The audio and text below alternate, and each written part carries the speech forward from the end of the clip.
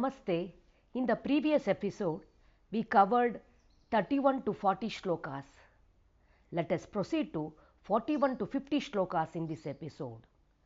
Shri Gurubhyo Namaha Harihi Om Bhavani Bhavanagamya Bhavaranya Kutarik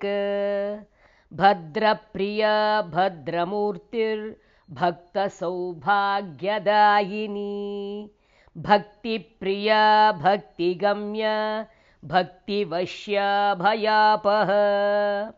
Shambhavi Sharadharadhya Sharvani Sharmadayini Shankari Shrikari Sadhvi Sharachandra Nibhanana Shatodhari Shantimati Niradhara Niranjana Nirlepa Nirmala Nitya Nirakara Nirakula Nirguna Nishkala Shanta Nishkama Nirupaplava Nitya Mukta Nirvikara Nishprapancha Nirashraya Nitya Shuddha Nitya Buddha Niravadhya Nirantara Nishkarana Nishkalanka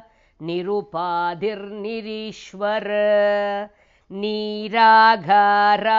Mathani Nirmadha Madanashini Nishinta Nirahankara Nirmoha Mohanashini Nirmama Mamata Hantri Nishpapa Papanashini Nishkrodha Krodha Shamani Nirlobha Lobhanashini Nissamshaya Samshayagni Nirbhava Bhavanashini Nirvikalpa Nirabhada Nirbhedha Bedhanashini Nirnasha Mrutyu Mathani Nishkriya Nishparigraha Nistula Nila Chikura Nirapaya Niratyaya Durlabha Durgama Durga Dukkahantri Sukapradha Harihi Om